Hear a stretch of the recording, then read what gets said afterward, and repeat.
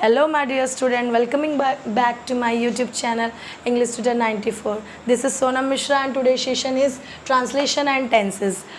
जैसा कि आप लोग जानते हो कि ट्रांसलेशन एक आर्ट है.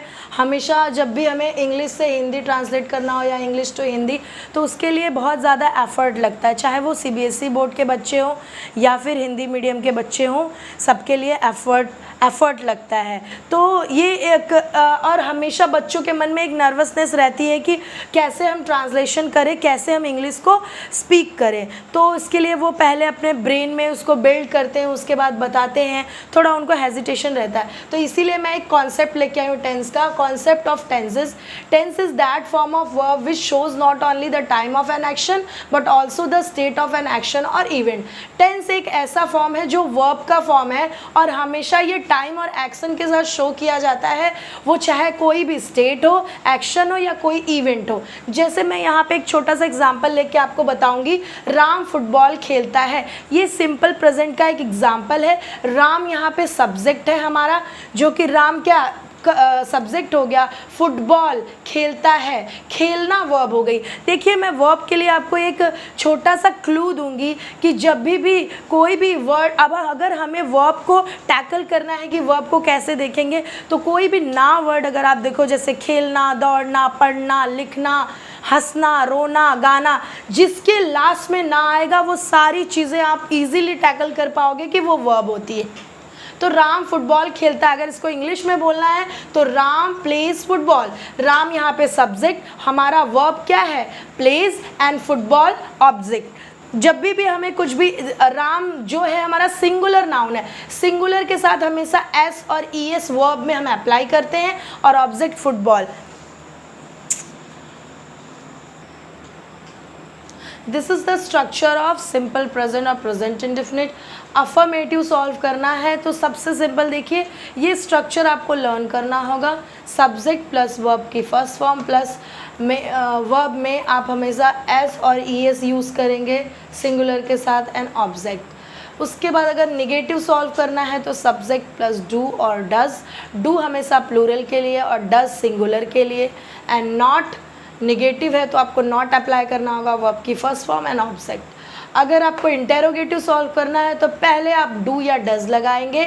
जैसे आपका अगर प्लूरल फॉर्म में है सब्जेक्ट तो आप डू यूज़ करेंगे, अगर third person he, she, it, something है तो आप डज यूज़ करेंगे, प्लस सब्जेक्ट प्लस वर्ब की first form, object and question mark. Interrogative plus negative का अगर आपका क्वेश्चन है तो आप डू देन डज, फिर सब्जेक्ट, उसके बाद नॉट एंड वर्ब की first form, object and after that you have to put question mark. जैसे मैं आपको ये सारी चीज़ें आपको थोड़ा माइंड में लर्न करनी होंगी. उसके बाद मैं आपको जैसे बोलूँ, इसमें आपको सब्जेक्ट, वर्ब, ऑब्जेक्ट, ये कॉन्सेप्ट क्लियर करना होगा. अक्सर बच्चों के साथ में प्रॉब्लम होती है क्या कि वो जैसे मैं देखती हूँ 6, 7, 8 स्टैंडर्ड के बच्चे हैं, अगर सबकी बात तो नहीं करूँगी, कुछ ऐसे बच्चे होते हैं जिनको दिक्कत होती है कि वर्ब कहाँ रखना है मैम, सब्जेक्ट कहाँ रखना है, ऑब्जेक्ट कहाँ रखना है. तो हमेशा आप क्वेश्चन पुट करो कि हमारा सब्जेक्ट पहले राजेश होगा. ओके तो हमेशा आपको राजेश, ये सब्जेक्ट है हमारा, पहला जो रहेगा वो सब्जेक्ट ही है. तो ये आप अपने माइंड में बना लीजिए सेटअप कि फर्स्ट जो भी लेटर रहेगा वो सब्जेक्ट है हमारा. उसके बाद क्या पूछ रहा है कि राजेश शाम को गोमती नदी में तैरता है, तो कौन तैरता है, राजेश सब्जेक्ट, क्या करता है, तैरता है, वर्ब, कहाँ तैरता है, गोमती नदी में. आप क्वेश्चन से ही क्वेश्चन रेज करिए, कहाँ तैरता है, गोमती नदी में, कौन तैरता है, राजेश, राजेश क्या करता है, तैरता है. तीनों क्वेश्चन आपको आराम से मिल जाएंगे. उसके बाद आप लिख लीजिए Rajesh swims in the Gomti नदी इन द इवनिंग एट 5 o'clock. अगर 5 बजे, इसमें अगर और ऐड करना है कि शाम के 5 बजे तैरता है तो एट 5 o'clock, नहीं तो Rajesh swims in the Gomti river in the evening. ठीक है बच्चों, let's have some examples. Simple present indefinite. जैसे पहले देखिए, आपको अगर टेंस सीखने हैं तो छोटे छोटे वर्ब को आप बिल्ड करना, छोटे छोटे सेंटेंसेस को आप बिल्ड करिए. जैसे अगर आपको ठीक है ट्रांसलेशन सीखना है या स्पोकन सीखना है, वॉट एवर यू वांट, तो आप पहले छोटे छोटे वर्ड्स को बिल्ड करिए. तो जैसे मैं बोलूँ मैं खेलता हूँ, सिंपल, मैं की इंग्लिश, आई खेलता हूँ, प्ले. ओके, मैं खेलता हूँ, आई प्ले। ये हमारा आई और वी फर्स्ट पर्सन में आते हैं, इनके साथ हमेशा ना एस लिखेंगे ना ई एस वर्ब में लगाएंगे, सिंपल आई प्ले। उसके बाद मैं फुटबॉल खेलता हूँ, थोड़ा बढ़ा दो, आई प्ले फुटबॉल। ओके बच्चों, आफ्टर दैट थोड़ा और बड़ा करो, मैं रोज़ फुटबॉल खेलता हूँ, I play football daily. Okay, उसके बाद मैं बोलूँ मैं रोज़ शाम को फुटबॉल खेलता हूँ, आई प्ले फुटबॉल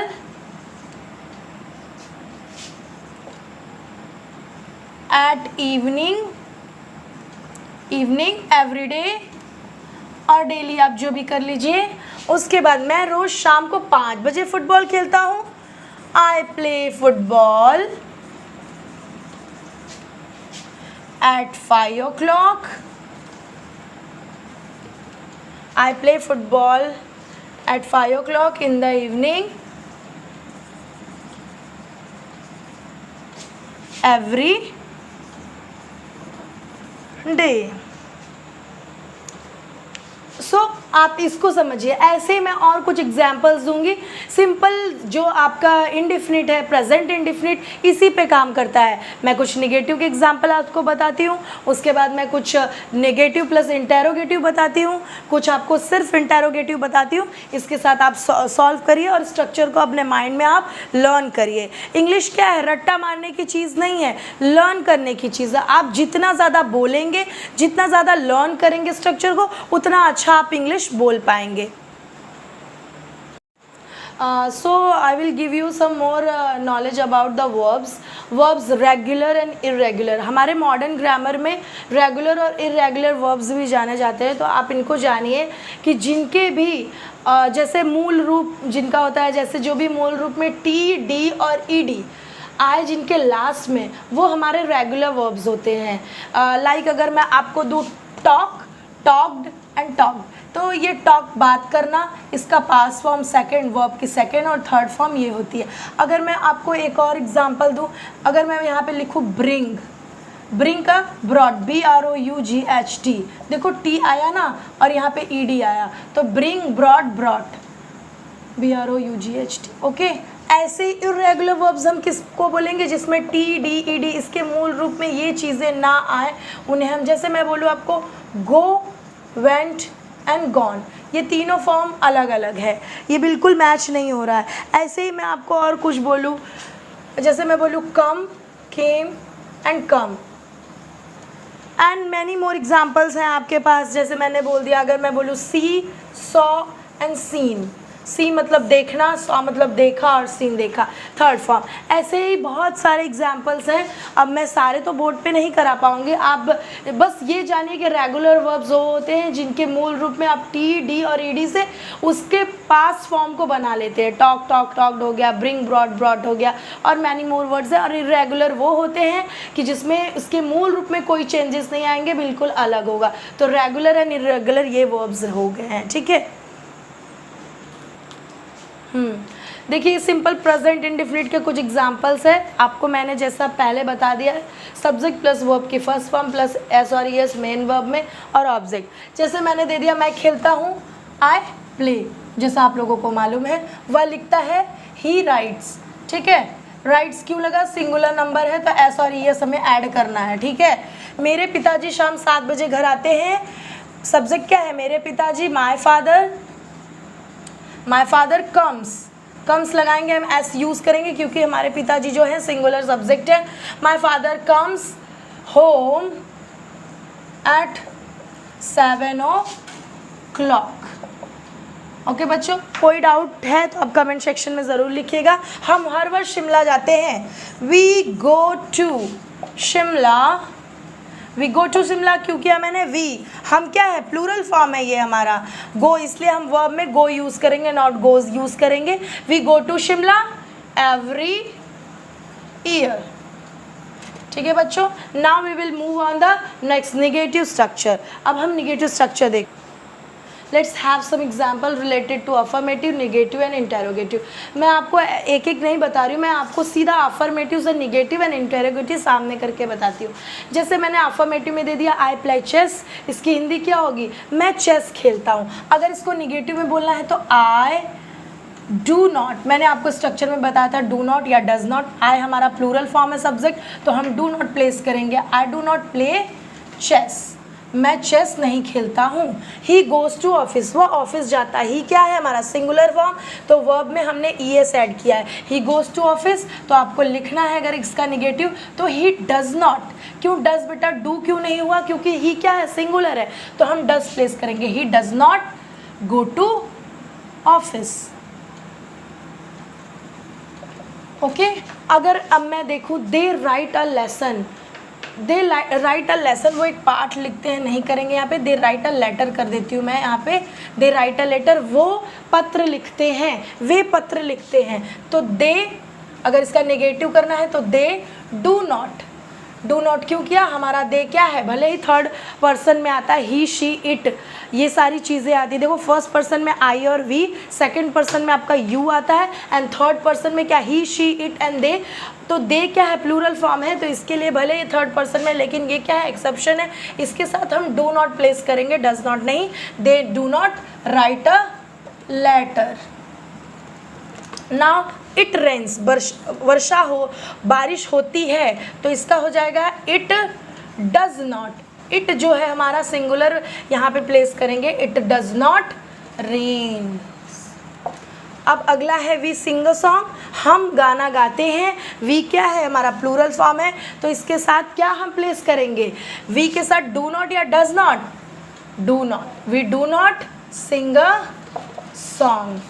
बच्चों मैं आशा करती हूँ आपको समझ में आया होगा। I hope you understand these examples. अब मैं इंटेरोगेटिव आपको बताती हूँ। जैसा कि आप देख सकते हो बोर्ड पे स्पेस नहीं है, तो मैं इसको इरेज करूँगी, उसके बाद मैं इंटेरोगेटिव आपको बताती हूँ। हाँ तो आप देखिए मैं इंटेरोगेटिव बताती हूँ। इंटेरोगेटिव का मतलब क्या, क्वेश्चन। आई प्ले चेस, मैं चेस खेलता हूँ, इसकी हिंदी अगर मैं इंटेरोगेटिव में बोलूँ क्या मैं चेस खेलता हूँ, तो आप इसको इंग्लिश में बोलना है तो आप डू को पहले करेंगे, जो हमारा हेल्पिंग वर्ब वो पहले आ जाएगा। डू आई प्ले चेस, क्या मैं चेस खेलता हूँ, एंड क्वेश्चन मार्क। अगर मैं बोलूँ ही गोज़ टू ऑफिस, वो ऑफिस जाता है, वह ऑफिस जाता है, इसका हो जाएगा क्या वह ऑफिस जाता है। सीधा इस डज को हम पहले ला देंगे, does he go to office, क्या वो ऑफिस जाता है। उसके बाद अगर मैं बोलूँ दे राइट अ लेटर, वे पत्र लिखते हैं, इसकी इंटेरोगेशन क्या हो जाएगी, क्या वे पत्र लिखते हैं, तो do they write a letter. बच्चों समझने की कोशिश करना, ठीक है, बहुत सिंपल है और बहुत ही सिंपल तरीका है। इट रेन्स, बरसात होती है, क्या बरसात होती है, डज को पहले प्लेस करेंगे, डज इट रेन। ठीक है बच्चों, ऐसे हम चीज़ों को। वी सिंग अ सॉन्ग, अब मैं इसका इंटरोगेशन होप करती हूँ आप कमेंट सेक्शन में देंगे। सारे बच्चों से मैं ये आशा करती हूँ कि सारे बच्चे इसका इंटरोगेटिव मेरे कमेंट सेक्शन में बताएंगे। हाँ तो ये हमारा एग्जाम्पल है इंटेरोगेटिव प्लस नेगेटिव का। मैंने स्ट्रक्चर दे रखा है do does plus subject plus not plus verb की फर्स्ट फॉर्म एंड ऑब्जेक्ट मैं एंड क्वेश्चन मार्क। तो क्वेश्चन बोलता है ही गोज़ टू मार्केट, वह मार्केट जाता है या वह बाजार जाता है। तो इसका अगर मैं आपसे बोलूँ इंटेरो प्लस नेगेटिव तो हो जाएगा डज क्योंकि ही हमारा सिंगुलर सब्जेक्ट है। ओके तो डज ही, क्योंकि फिर सब्जेक्ट डज ही, उसके बाद नॉट प्लेस करेंगे, does he not go to market, question mark, क्या वह मार्केट नहीं जाता है। उसके बाद दूसरा क्वेश्चन है प्ले फुटबॉल, मैं फुटबॉल खेलता हूँ, क्या मैं फुटबॉल नहीं खेलता हूँ, डू, क्योंकि आई हमारा प्लूरल सब्जेक्ट है तो डू। उसके बाद क्या करेंगे, सब्जेक्ट आई, उसके बाद सब्जेक्ट के बाद not, do I not play football, क्या मैं फुटबॉल नहीं खेलता हूँ। ये हमारा क्वेश्चन हो गया। अब इसी में मैं आपको कुछ एग्जाम्पल्स और दूंगी, जैसे कि ये सिंपल हमने क्या पढ़ा, प्रेजेंट इंडेफिनिट। इसके 3 पार्ट्स होते हैं, present indefinite, past indefinite and future indefinite. तो हमने पहला सेक्शन पढ़ा है प्रेजेंट इंडेफिनिट। एक लास्ट प्रेजेंट इंडेफिनिट जैसे स्पोकन हो जाता है कि मैं आपको जैसे बताऊं कि वह हमेशा सच बोलता है, ये भी हमारा प्रेजेंट इंडेफिनिट में ही आएगा, थोड़ा सा अलग है। वह हमेशा सच बोलता है। ये इसका अगर इंग्लिश में ट्रांसलेट करें तो ये थोड़ा सा अलग है। इसमें हम बोलेंगे ही, हमेशा की इंग्लिश क्या, ऑलवेज, इसको पहले लाएंगे। ही ऑलवेज स्पीक ट्रुथ, ही ऑलवेज स्पीक ट्रुथ। ये एक मैंने ऐसे ही आपको बता दिया, ही ऑलवेज स्पीक्स ट्रूथ हो जाएगा, एस लगाएंगे क्योंकि ये हमारा सिंगुलर सब्जेक्ट है। ऐसे ही मैं बोलूँ, जैसे मैं बोलूँ कि दैविक